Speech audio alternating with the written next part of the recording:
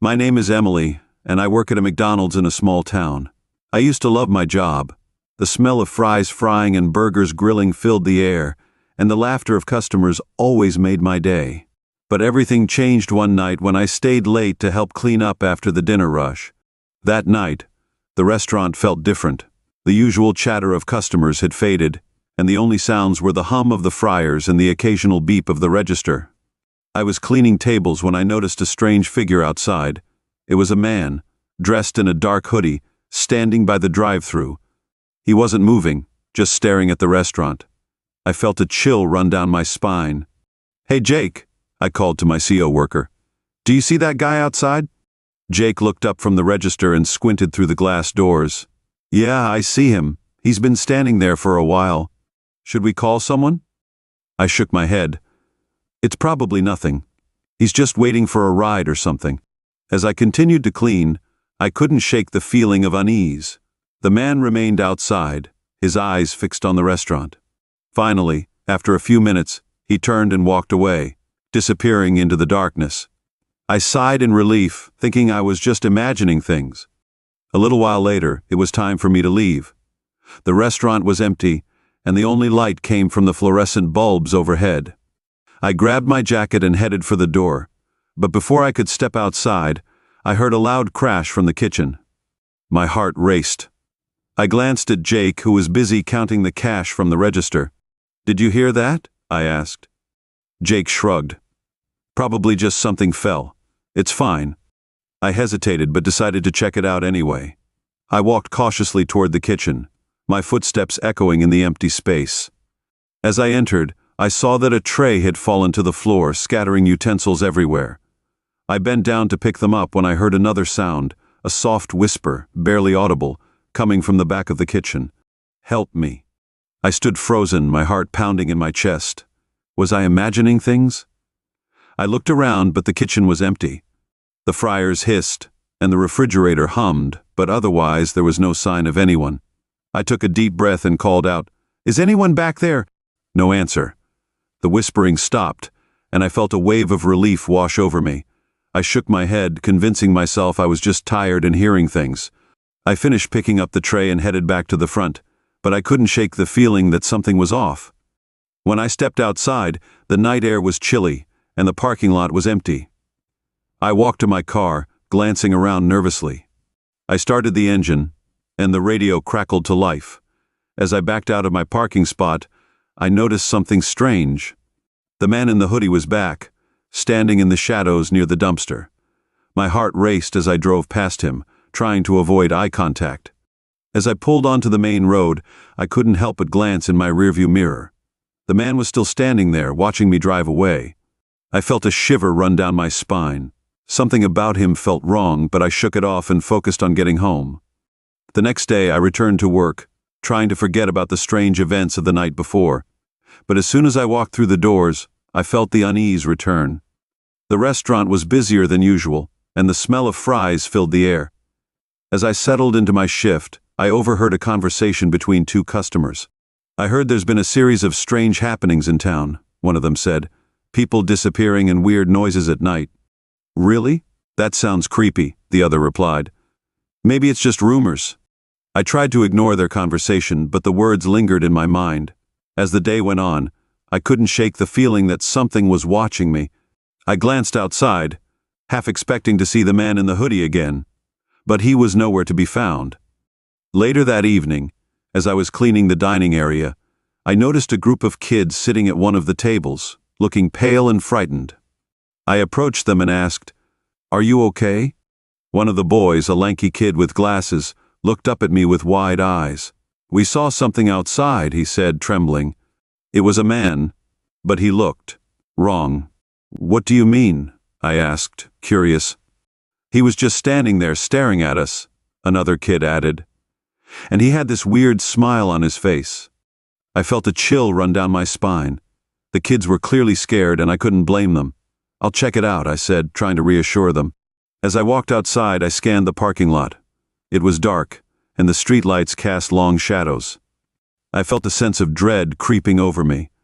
I walked around the building, looking for any signs of the man, but the lot was empty. Just as I was about to turn back, I heard that whisper again. "Help me." My heart raced as I followed the sound, which seemed to be coming from behind the dumpster. I stepped cautiously, my instincts screaming at me to turn back. When I reached the dumpster, I looked behind it and saw something that made my blood run cold. There, lying on the ground, was a tattered uniform, a McDonald's shirt, just like mine. I knelt down to get a closer look, and my breath caught in my throat. It was stained with something dark and sticky.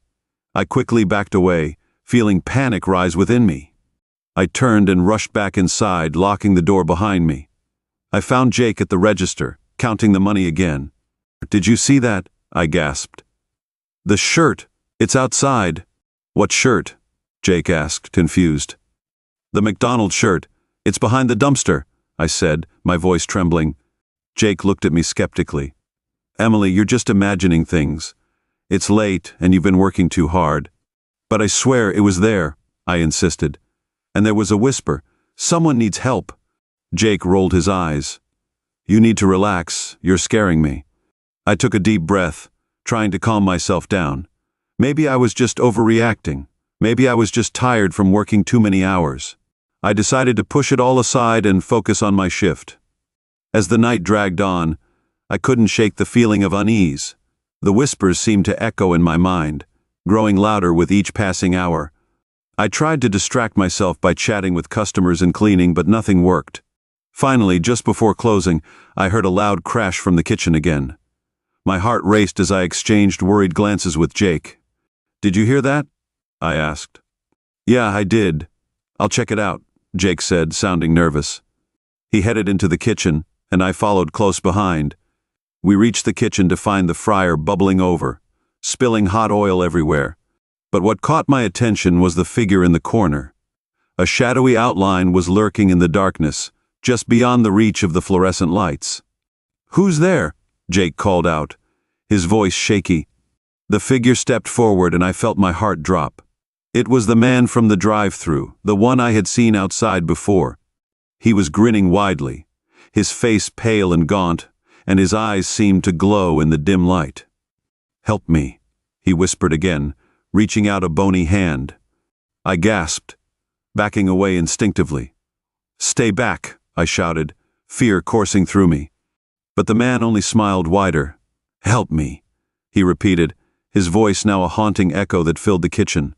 Jake stepped forward, trying to confront the man. "What do you want?" he demanded. "You can't be here."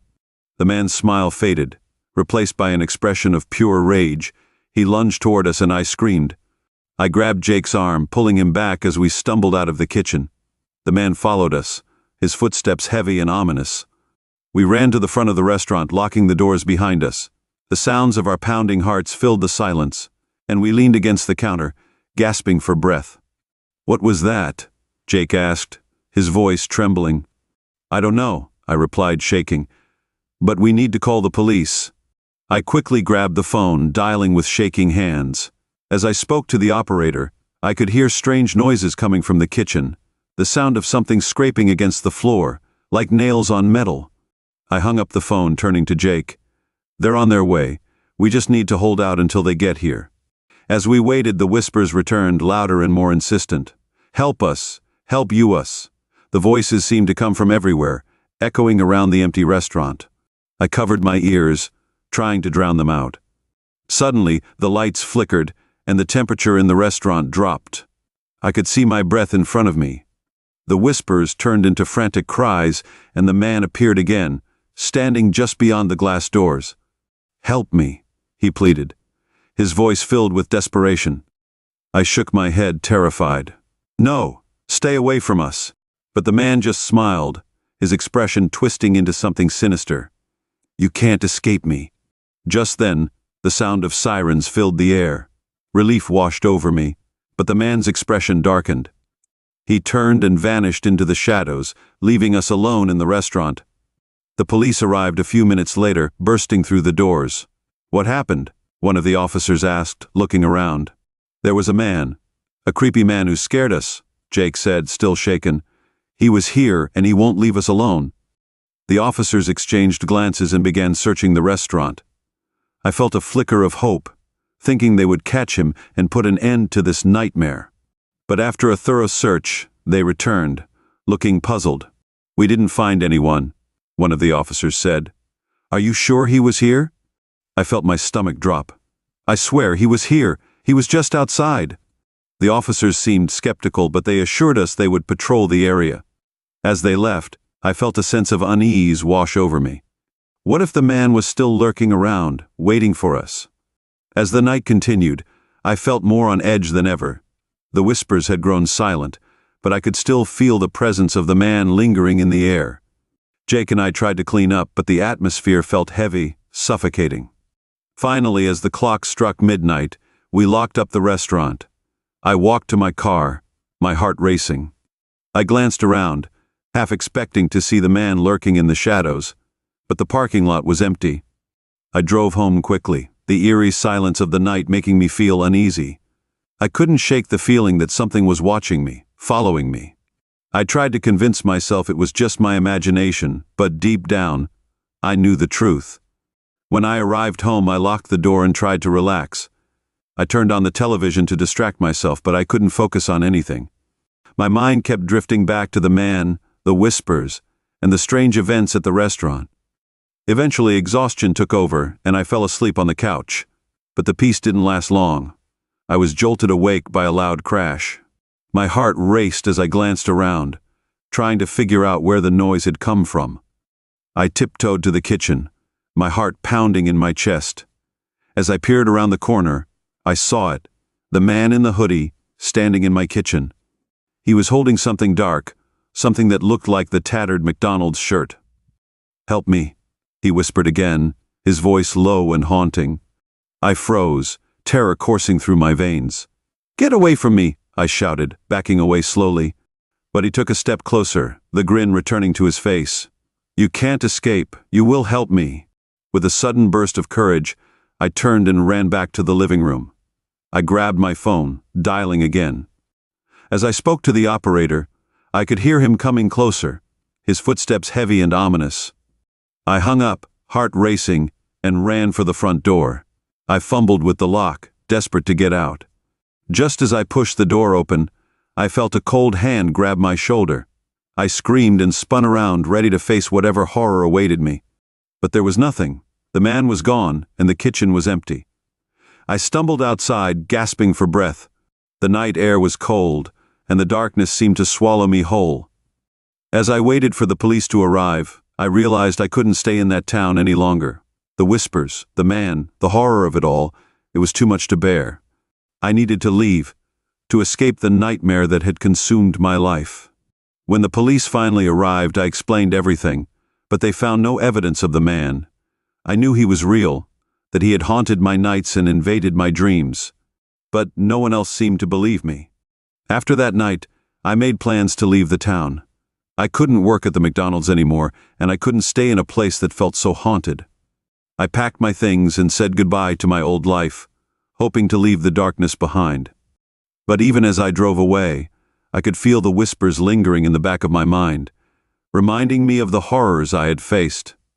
I knew I might never truly escape the darkness that had followed me from that McDonald's, a place where joy had turned into terror. I would always carry the memory of that night with me, a haunting reminder of the man in the hoodie and the whispers